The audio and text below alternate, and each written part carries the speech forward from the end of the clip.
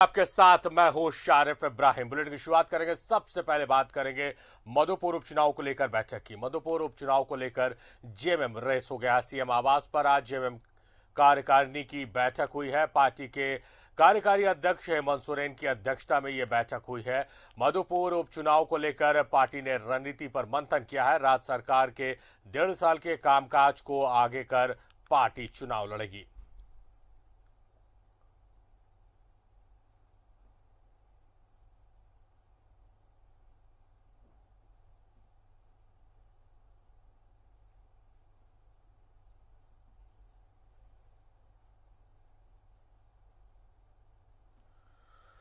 तो मधुपुर उपचुनाव को लेकर लगातार बैठकों का दौर चल रहा है। कल ही मुख्यमंत्री हेमंत सोरेन की अध्यक्षता में तमाम सहयोगी दलों के प्रतिनिधियों के साथ बैठक हुई है और सभी को उनकी जवाबदेही सुनिश्चित की गई है। आज केंद्रीय कार्यकारी की बैठक हुई जिसमें मधुपुर उपचुनाव को लेकर चर्चा की गई है और साथ ही साथ सरकार ने अब तक जो कार्य किए हैं उन कार्यों को जनता तक पहुंचाने का रोडमैप भी तैयार किया गया है। तो कहीं ना कहीं गंभीरता दिख रही है मधुपुर उपचुनाव को लेकर, क्योंकि एक बोल्ड डिसीजन लिया है मुख्यमंत्री हेमंत सोरेन ने। क्योंकि जेएमएम के जो प्रत्याशी है, महागठबंधन प्रत्याशी हाफिजुल हसन अंसारी, उनको पहले ही मंत्री पद की शपथ दिला दी गई है और अब वो चुनाव में जा रहे हैं। तो बोल्ड डिसीजन है और इस डिसीजन को सही साबित करने के लिए मुख्यमंत्री हेमंत सोरेन लगातार बैठकों का दौर चला रहे हैं और तमाम लोगों को की जवाबदेही सुनिश्चित की जा रही है।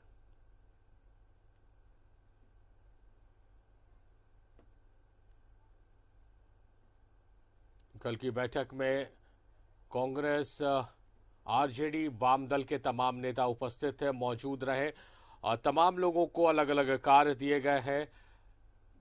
और आज केंद्रीय कार्यकारिणी की बैठक हुई जिसमें कई महत्वपूर्ण मुद्दों पर चर्चा हुई। इसमें सबसे जो बड़ा मुद्दा है वो है मधुपुर उपचुनाव को लेकर रणनीति।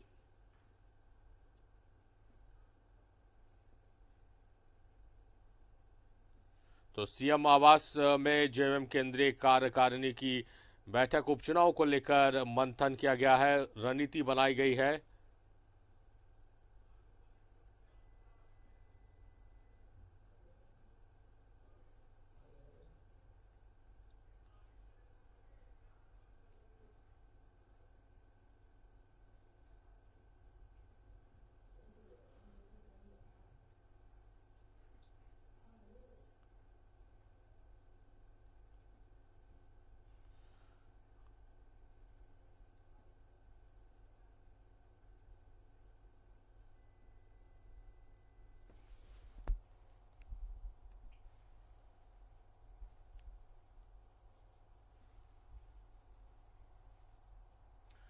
राकेश के पास रुख करेंगे। राकेश हमारे सहयोगी लाइव हमारे साथ जुड़े हुए हैं। राकेश, जिस तरह से मुख्यमंत्री हेमंत सोरेन ने एक बोल्ड डिसीजन लिया कि हाफिजुल हसन अंसारी को मंत्री पद की शपथ दिला दी और अब चुनाव की घोषणा हुई, तो चुनाव में पार्टी जा रही है, सरकार जा रही है एक तरह से।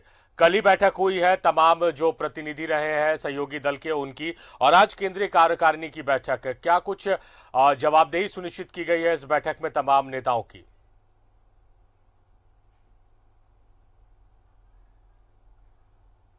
बिल्कुल, देखिए अब से थोड़ी देर पहले ही जो कार्यकारिणी की बैठक है वो खत्म हुई है और थोड़ी देर के बाद तकरीबन 4 बजे के आसपास सारिफ जो है वो विधायक दल की बैठक जो है वो आहूत की गई है। तो कई विधायकों के विचार आए हैं, नेताओं के विचार आए हैं इस बैठक में मधुपुर चुनाव के मद्देनजर। उस पर अब आगे जो विधायक दल की बैठक है उस पर चर्चा होगी और उसके बाद वैसे चेहरे जो मधुपुर में इन्फ्लुएंस कर सकते हैं, प्रभावित कर सकते हैं, जिनका थोड़ा वहाँ जनाधार है, उन चेहरों को जिम्मेदारी दी जाएगी। ग्रुप में भी जिम्मेदारी दी जा सकती है, इंडिविजुअल भी जिम्मेदारी दी जा सकती है। तो इन तमाम विषयों को लेकर जो कार्यकारिणी की बैठक अब से थोड़ी देर पहले खत्म हुई है उस पर यह चर्चा हुई है। पार्टी का साफ तौर पर मानना है कि लड़ाई है मधुपुर में और कोई भी जो चुनावी लड़ाई होती है वो हल्के में नहीं लिया जाना चाहिए। तो पूरी ताकत और पूरी एकजुटता के साथ जो है झारखंड मुक्ति मोर्चा मधुपुर की चुनाव लड़ने जा रही है।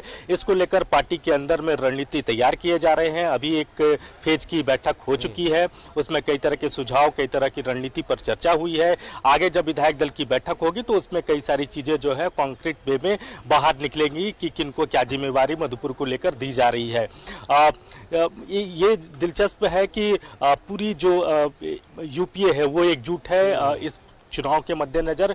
कल आपने देखा था कि यूपीए की बैठक हुई थी जिसमें कांग्रेस, आरजेडी, इसके अलावा लेफ्ट का भी झारखंड मुक्ति मोर्चा को समर्थन मिला है इस चुनाव में। तो पूरी यूपीए जो है इस चुनाव के मद्देनजर एकजुट है और यूपीए के कौन चेहरे वहां क्या प्रभाव डाल सकते हैं उन पर भी चर्चा आज की बैठक में हुई है। किन नेताओं का ज्यादा से ज्यादा वहां कार्यक्रम लगाया जाए, किनको ज्यादा से ज्यादा जिम्मेवारी दी जाए, कौन ज्यादा से ज्यादा वहां कैंप करे ताकि जो वोटर्स हैं उनको गोलबंद किया जा सके। तो इसको लेकर आज की ये जो पहले फेज की जो बैठक हुई है कार्यकारिणी की बैठक, उसमें चर्चा हुई है।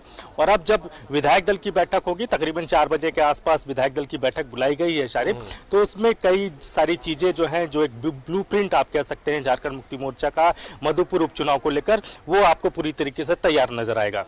शारिफ। राकेश, जैसा पहला सवाल में ही मैंने आपसे कहा कि एक बोल्ड डिसीजन मुख्यमंत्री हेमंत सोरेन ने लिया था और उसको लेकर जिस तरह से बैठकों का दौर चल रहा है, दूसरी तरफ जो एकजुटता की आपने बात कही कि कल यूपीए की जो बैठक थी उसमें तमाम जो दल है सरकार में शामिल वो एकजुट दिखे हैं, लेफ्ट का भी समर्थन मिला है मधुपुर में।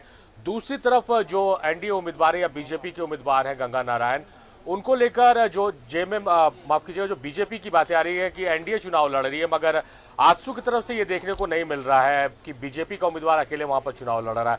तो क्या ये एक फैक्टर हो सकता है मधुपुर में, क्योंकि एनडीए एकजुट नहीं दिख रही है, दूसरी तरफ जो यूपी है वो पूरी मजबूती के साथ चुनाव लड़ रही है?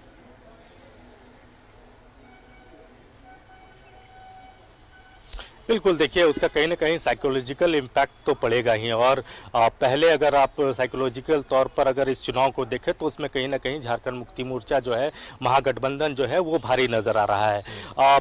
जहां तक बीजेपी की बात है, ये जरूर कहा जा रहा है कि उम्मीदवार बीजेपी का है, लेकिन चुनाव जो है मधुपुर में वो एनडीए लड़ रही है और पूरी एनडीए जो है वो एकजुट है, आजसू उनके साथ है।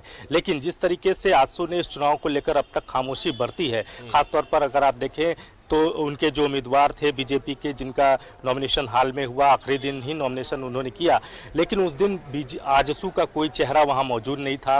न ही पार्टी के जो सुप्रीमो हैं सुदेश महतो, वो भी वहां मौजूद नहीं थे। इसके अलावा अगर आप बात करें तो बैनर और पोस्टरों में भी कोई चेहरा वहां आजसू का नजर नहीं आया। तो कहीं ना कहीं बीजेपी के लिए थोड़ी बेचैनी है। अगर बीजेपी एनडीए एकजुटता की बात कर रहा है तो वो एकजुटता इस चुनाव में फिलहाल नजर नहीं आ रहा है।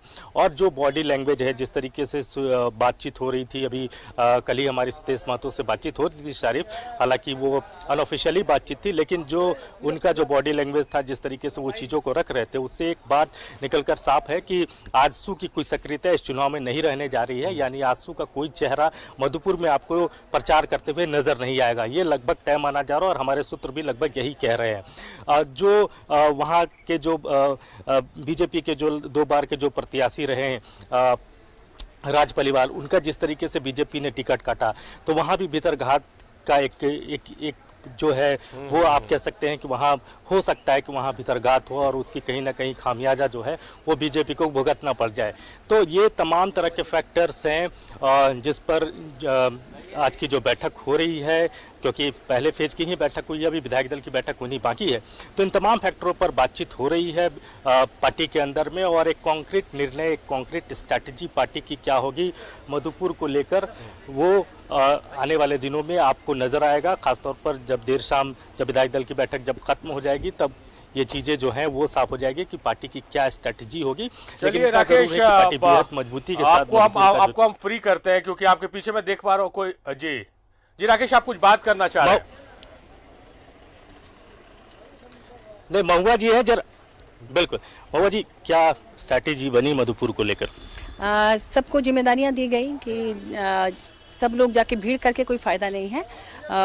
जो भी जाए वो किसी पंचायत को पकड़ ले या बूथ में जाके काम करे या अगर जातीय समीकरण अगर भाजपा दिखा रही है तो हमें भी अपने अपने हिसाब से उन इलाकों में जाकर काम करना है जिससे कि फायदा हो पार्टी को। ये कहा जा रहा है कि जो वैसे चेहरे जो वहाँ प्रभाव कर सकते हैं, प्रभाव डाल सकते हैं, उन चेहरों को पार्टी जो है मधुपुर को लेकर जिम्मेवारी देने जा रही है। हाँ बिल्कुल, माननीय का ये कहना है कि सब लोग जाके खाली भीड़ करने से कोई फायदा नहीं है, जिससे लोगों के बीच एक अच्छा मैसेज जाए और जिससे पार्टी को भी फायदा हो, वोट बैंक बढ़े, ऐसे ही जगह पे जाना है और सब अपनी अपनी जिम्मेदारी के साथ काम करें। महिला मोर्चा की क्या भूमिका होगी मधुपुर उपचुनाव को लेकर? काफी अच्छी भूमिका होगी, क्योंकि महिलाएं पिछले चुनाव में भी हमारे जितने भी यहाँ पे उपचुनाव वगैरह हुए हैं उसमें महिलाओं की अच्छी खासी भूमिका रही है, तो यहाँ भी निश्चित रूप से महिलाएं अच्छा रोल निभाएंगी चुनाव को जिताने में।